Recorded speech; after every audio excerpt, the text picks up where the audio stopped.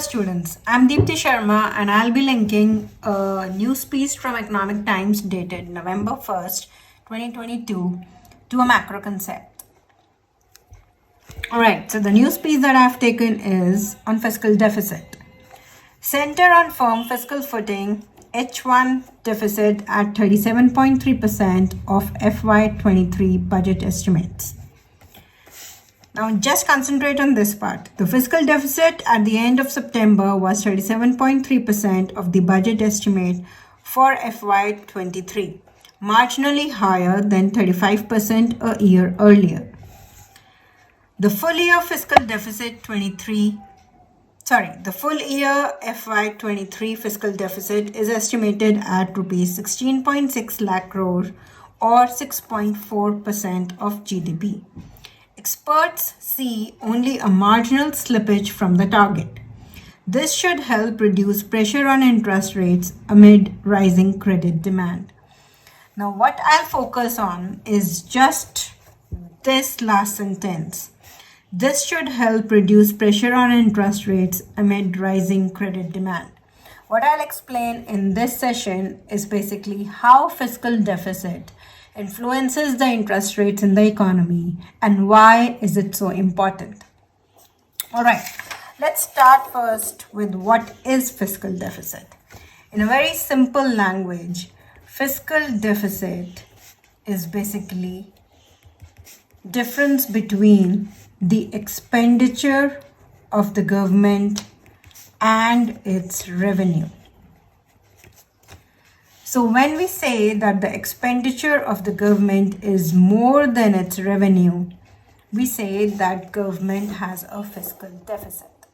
All right, so there's a deficit.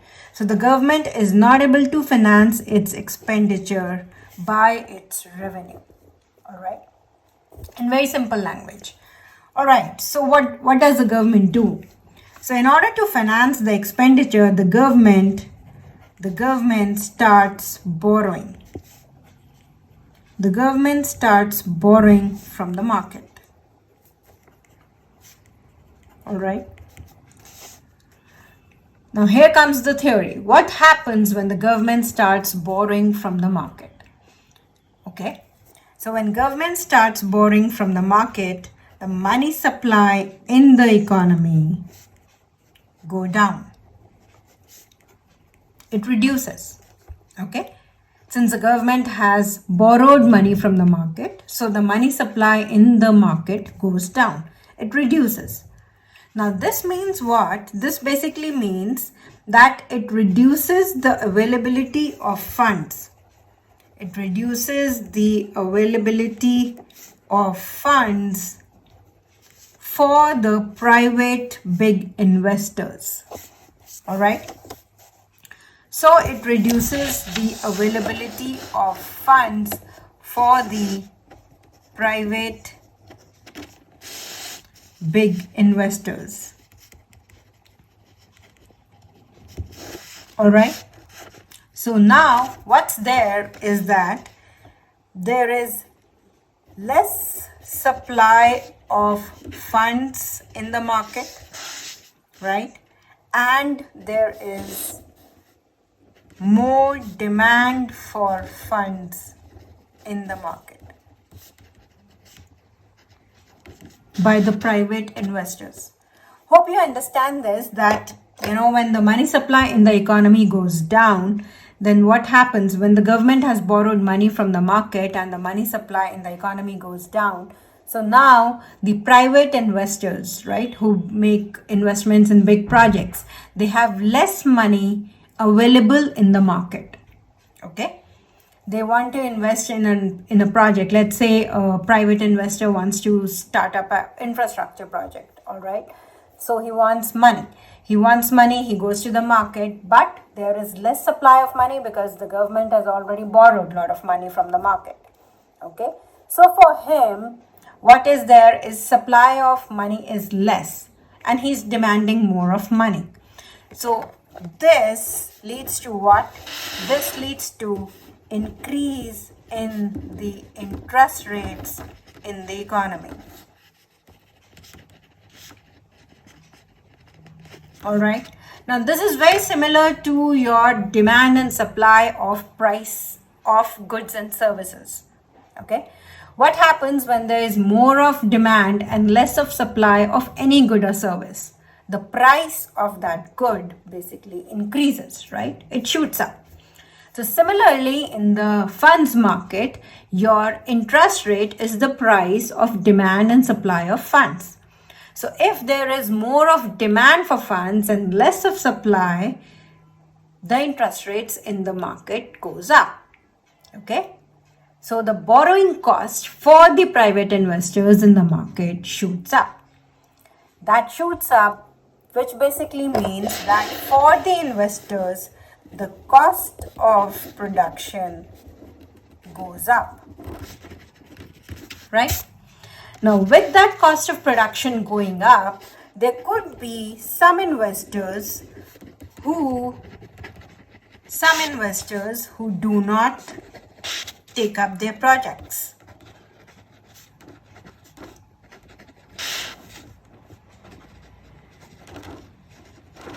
Right? Okay, now this leads to what we call decrease in the investments in the money market by the private investor, or in economic terms, what we call is crowding out of private investment. Right? So what happens is basically, I'll just summarize once again. When the government starts borrowing from the market in order to finance its expenditure, what happens is that money supply in the market goes down, right? So there's less money available for the private big investors. Now, less money available, the interest rates in the market go up. Basically, their cost of borrowing goes up. The cost of borrowing goes up, so they back out. Some of the private investors might back out, right?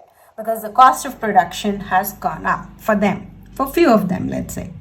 Okay, so the private investments as a whole, if we just aggregate all the private investors in the economy, so the private investors' investment basically goes down.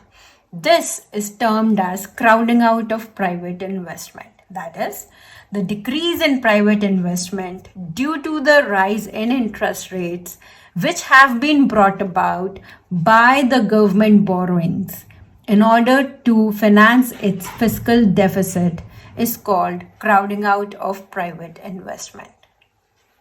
All right. So now you see the connection that why fiscal deficit is so important and how fiscal deficit influences the interest rates in the market, rate of interest. All right. Or better write it as interest rates. Okay. So that's why this article says that, this should help reduce pressure on interest rates amid rising credit demand. Since fiscal deficit is not being financed by borrowing from the government, from the market, right? It's more financed by, in this half year, by your robust tax collections. So there would be less pressure on the interest rates since the government would not borrow so much money from the market. So there will be not much pressure on the interest rates to rise, and thereby the private investment demand would not fall by that much amount. And we really don't want that currently, right? So post-pandemic, we really want the growth to happen, and we don't want any credit demand to slow down. So that's why this article is so important, and the linking of fiscal deficit to interest rates is so important. All right, I'll just go one step further and I'll just let you know that aggregate demand is actually a composition of these four major components, right?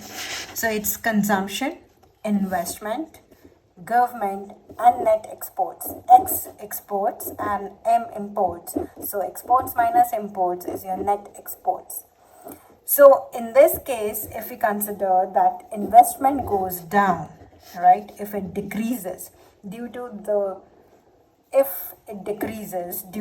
your higher fiscal deficit, which is being financed by borrowings, then what happens is basically that your aggregate demand in the economy goes down. Now this I am keeping in mind, keeping the fact that all the other components, I'm keeping them as constants, right? I'm not considering the situation where all the other components are also variables. Okay, I'm keeping all the other components constant. I'm just looking at the effect of investment on the aggregate demand and on the GDP then. So if this happens, if the crowding out of private investment happens, then the aggregate demand in the economy decreases, which actually decreases your gross domestic product in the economy. And this we certainly do not want. All right. So that is why fiscal deficit within the limits, within control, is so important, so that this does not happen. All right. Hope this was fruitful to you and informative to you. So see you next time. Till then, bye-bye.